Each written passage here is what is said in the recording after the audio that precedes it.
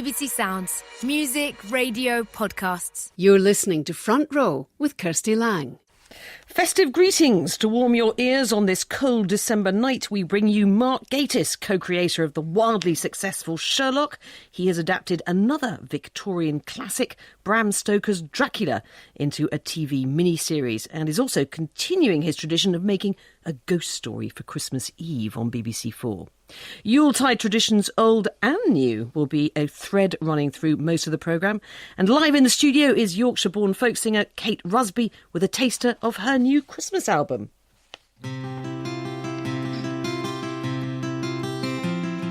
As I sat on a sunny bank, a sunny bank.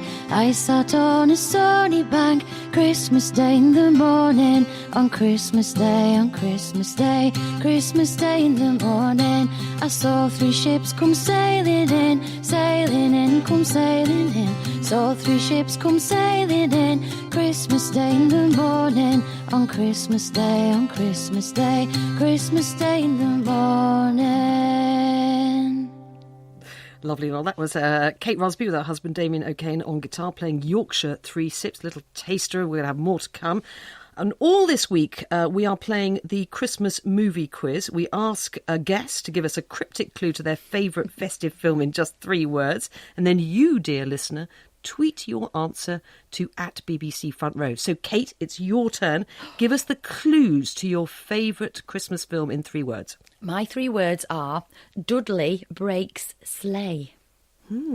Intriguing. There you go. Well, we'll read out some of the listeners' guesses and reveal the answer at the end of the programme. But we begin in the snow-covered mountains of Transylvania, in a castle atop a steep hill, surrounded by forests and howling wolves. Late one night, a young solicitor arrives by coach from London with some papers for Count Dracula. Actually, driver, could you help me with my cases? Charming.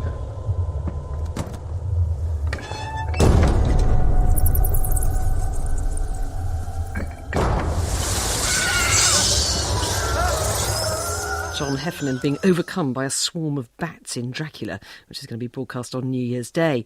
In a similar format to Sherlock, Stephen Moffat and Mark Gatiss have made 3 90-minute episodes covering the blood-sucking counts' plans to take on Victorian London.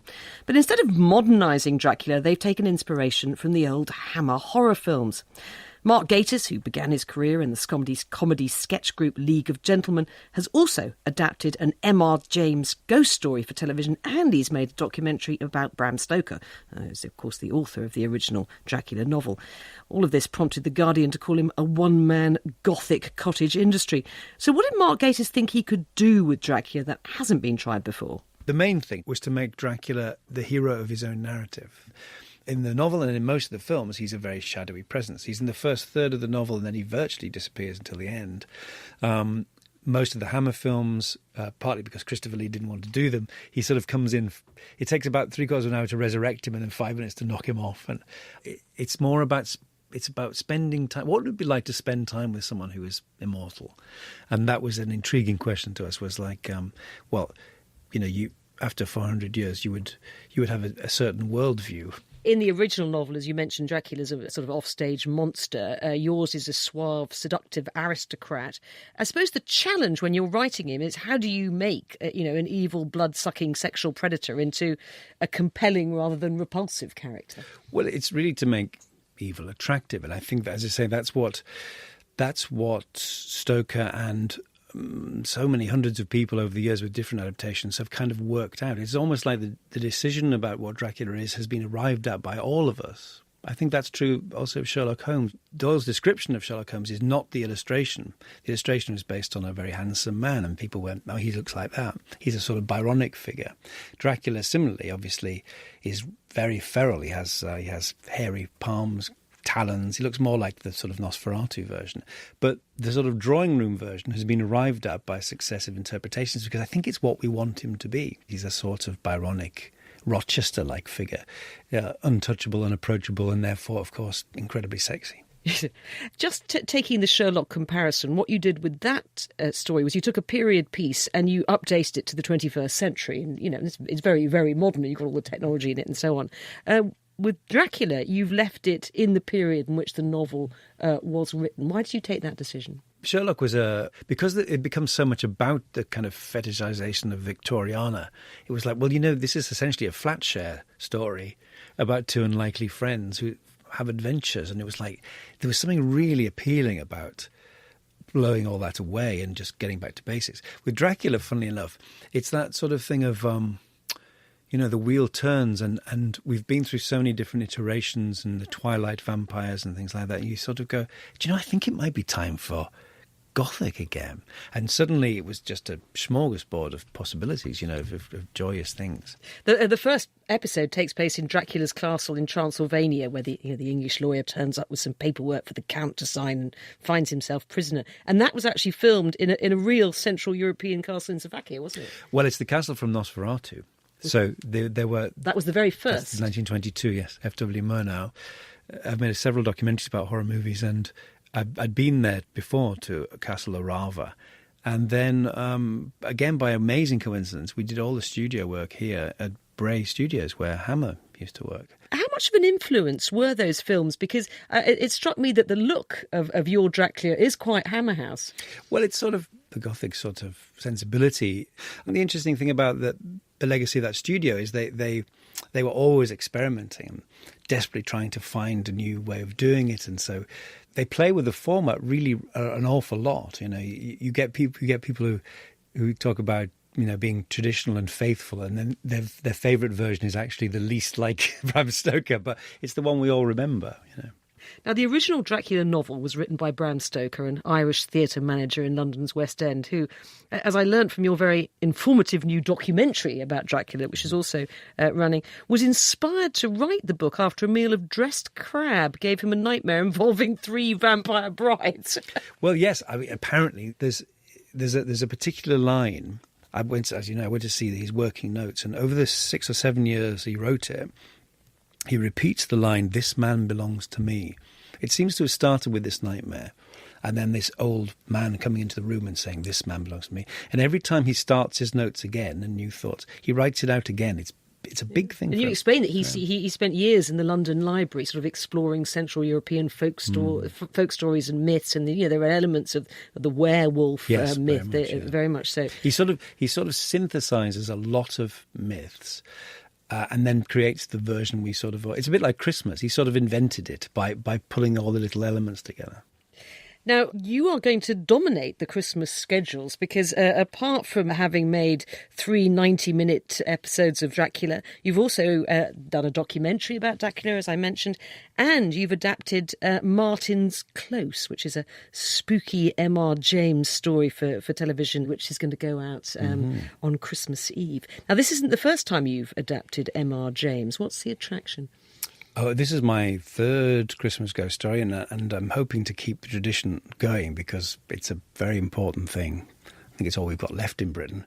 But ghosts are my favourite things, even more than vampires. And there's something very particular about the ghost story in Christmas. It's an ancient tradition, and it just feels right, And if there isn't one, but we always end up repeating the great Lawrence Gordon Clark versions from the 70s because there's something about them. And yours is framed with a fireside chat. Yes, and it's it all works like that, doesn't it? But this is a particular favourite of mine. It's not a well-known story. It's a period story about Judge Jeffreys, and I've always liked it because he was a hanging judge. The hanging judge, yes. And M.R. James had a brilliant gift for sort of literary ventriloquism. So the story is sort of written like a transcript of the trial, and these transcripts do exist, but there's a ghost in it. It's a murder trial in which there's a ghost, and I thought it was sort of irresistible. Silence! Why, Mr. Attorney, you might save up this tale for a week. It'll be Christmas by that time, and you can frighten your cook maids with it. But have you noticed there's not so much occasion for you to make merry? But God, man, what are you prating of? Ghosts and Christmas jigs and tavern company. Here's a man's life at stake. Oh, go on, Mr. Attorney. But the characters, I would say they're sort of absurd grotesques. They're more funny than frightening. But that's James James wrote these stories to be read. He would read them Christmas Eve in his rooms in Cambridge. To me, there's a false distinction. Things are not all horrific, all funny, all tragic. You know, the best stuff is a mixture. And I particularly with horror, I particularly love the combination. Jonathan Miller, the great Jonathan Miller, who just left us, directed the one that got it all started, Whistle and I'll Come to You. It's profoundly funny performance from Michael Hordern. And George Woodbridge famously is the innkeeper, as he always played, even in the Hammer films. But he sort of introduces him to the room, literally with rhubarb. He just sort of goes, it's very funny. But then it turns and it turns and it turns and it gets creepier, you know. And I think I've always loved that combination because I think that's what the best stuff does. We live in dark times. Yes. Do people really want horror? Don't they want fluffy musicals and rom-coms to cheer them up? They want both, I think, and it's very interesting to chart the history of this sort of thing. The first great horror boom was the height of the Depression. And you would never expect that Frankenstein and Dracula people would flock to, but they did. They've ended it again during the war. And equally, they went to see Busby Berkeley films and they went to see MGM musicals. But it's surprising where people want to go in these sorts of times.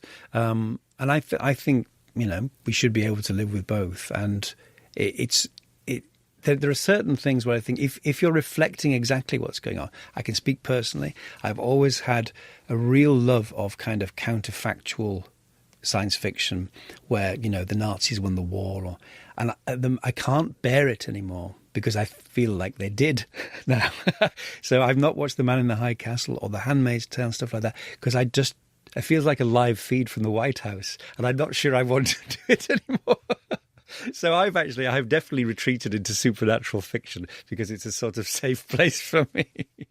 Mark Gatiss. And that M.R. James story, Martin's Close, is on BBC4 on Christmas Eve at 10 p.m. And Dracula begins on New Year's Day at 9 p.m. And that's on BBC One. You're listening to Front Row with me, Kirsty Lang, on Radio 4 and BBC Sounds.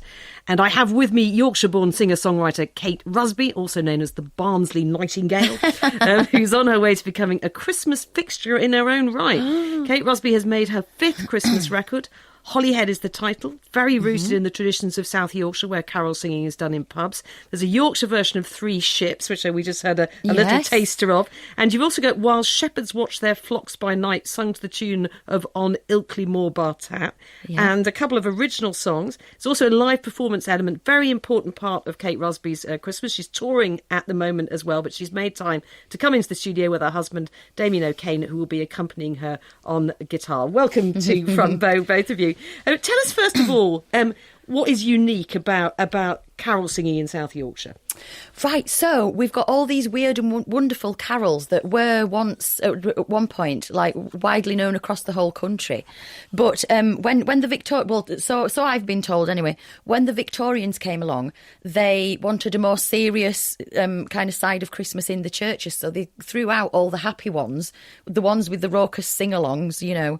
So, but the people that loved to sing those took them to the pubs, and I think they were probably much happier there anyway, actually. So they took them to the pubs and kept them alive, and they've been passed down the generations. So they've remained in this little like enclave there. And was it sort of a group of pubs around Sheffield? Yeah, it is. Yeah, and not anyone can pitch up. Yeah, completely. It's not a religious thing. It's not even a folky thing. It's just for the pure joy of singing with a group of people. Yeah, and they're a different type of carol. Oh, they are. Yeah. So there's over 30 different versions of While Shepherds Watched. You know, to completely different tunes. And that one you mentioned, the Ilkley Moor Bartat one, the tune was actually originally written for the carol from a cobbler, by a cobbler from Kent, you know, but it's been kept alive there. And also in Cornwall, actually, there's a few pubs in Cornwall where they do it, which is like miles apart. So, yeah, it's amazing. So, okay, look, we are now going to hear you perform one of the tracks, Christmas is Merry. What is the story behind this? So this is one that is a little bit of from dipping in the Cornish tradition and also in the South Yorkshire tradition, because I love to do that, kind of meld them, really. They're both like two different treasure chests for me to look in. But so this is a bit of a fusion version, I think. Yeah, Yorkshire like Cornish fusion. Yeah, yes. I love that. Why not?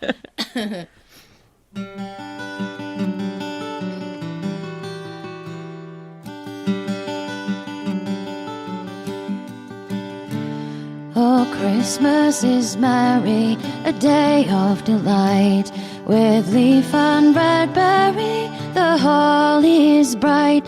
The sweet bells are ringing, the churches are gay, and all men are singing upon this birthday, upon this birthday. He came as a stranger when winter was wild, was born in a manger of Mary so mild, and Joseph is keeping a watch by his head, where baby is sleeping on straw for his bed, on straw for his bed. There sounds a glad story, the news of his birth, a sound full of glory, of peace upon earth. They came to adore him, the shepherds and kings. They laid down before him their fair offerings, their fair offerings.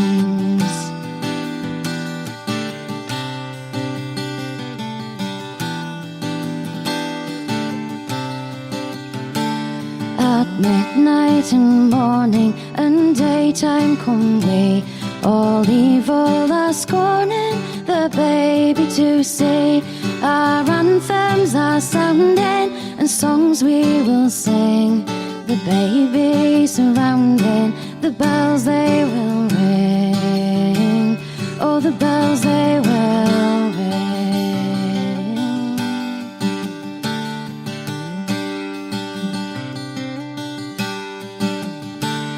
Oh, Christmas is merry, the reason we tell, with leaf and red berry, with voice and with bell. The babe of the manger descends to his throne, no longer a stranger. We all journey home, we all journey home, we all journey home. Oh, that was lovely. Now, this is your 5th Christmas album. So It is. What is it about Christmas? Well, I've been brought up at these pub sings in South Yorkshire, so which I didn't really learn the songs. They were kind of shoved in there by osmosis, really, because those kids would be in the tap room, while the adults were in the other room. So all the songs were kind of drifting through, and we'd be colouring, but all the while learning the songs. So this music has been such a massive part of my family and our family Christmas as well. And we all live in the same village, or most of my family. So we on Christmas Day, we tend to start off at our house, then we will have starters at somebody's house, main dinner at somebody else's, pudding at somebody else's, and all the while we're singing and fitting the pub in between.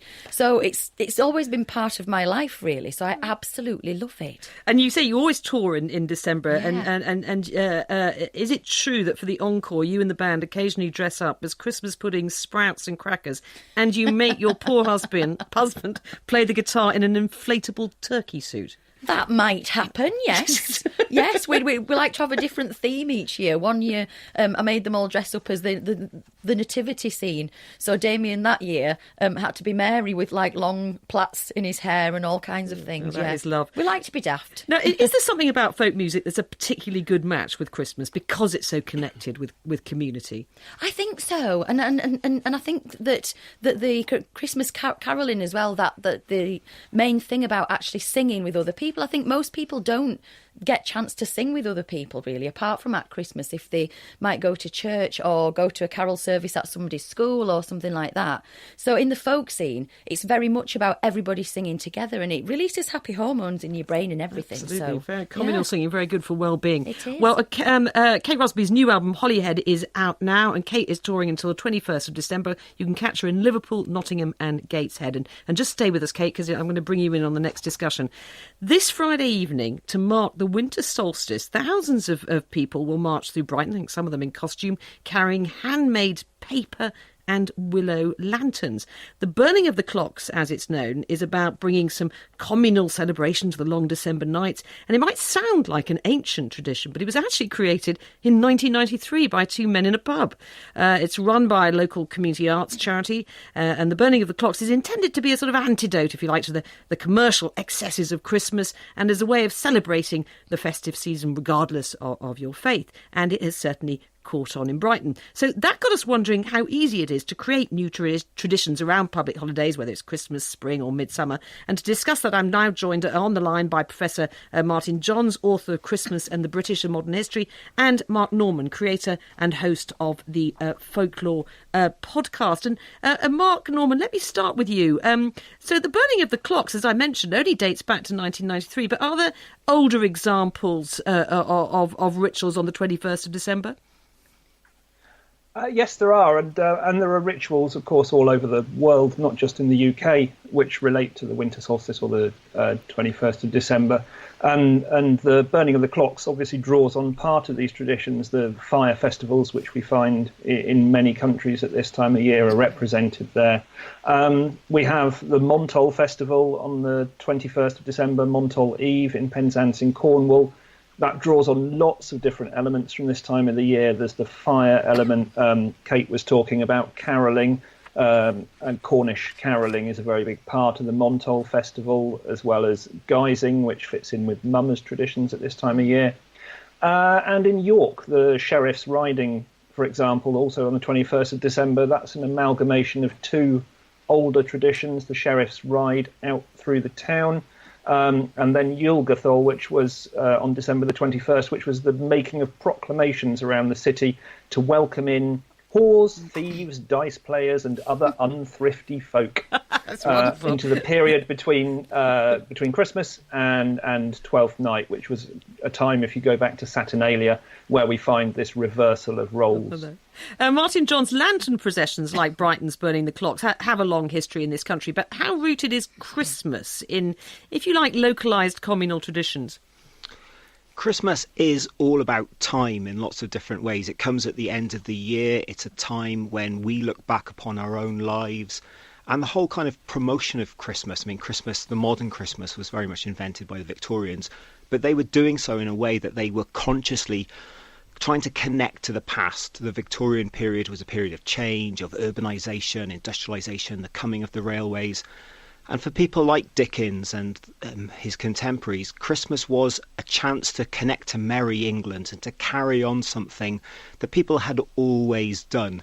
And that's true for us today, you know, when we carry on our own family traditions of that might be watching a film on a certain night or going to the pub with your family, as we've just heard about. These things are ways for us to connect with our past and to connect with our communities.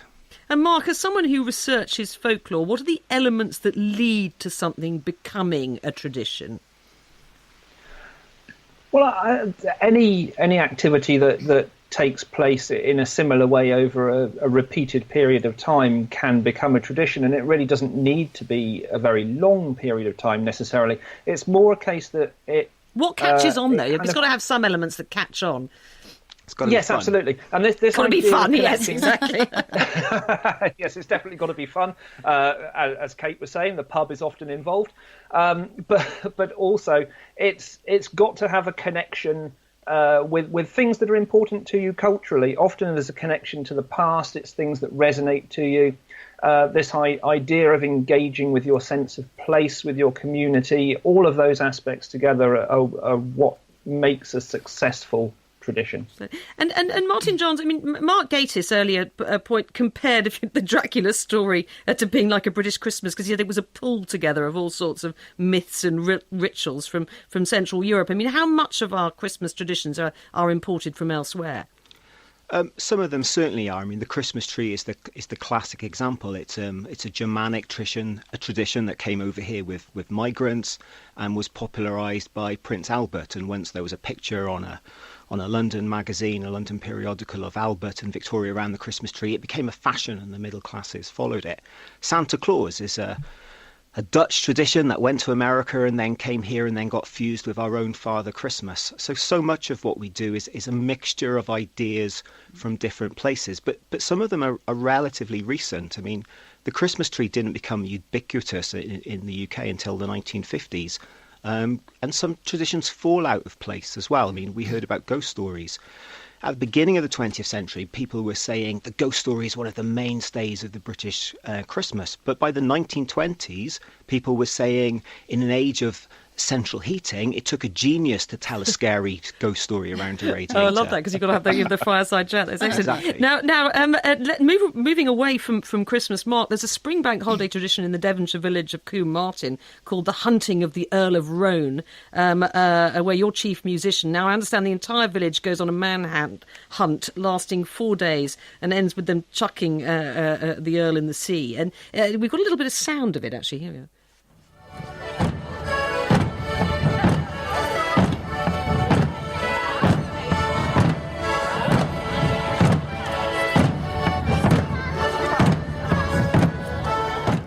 Now, there's all sorts of theories about the origins of the hunting of the Earl of Roan. Is it? But nobody's really quite sure. Is that vagueness a strength because you can superimpose all sorts of things onto it?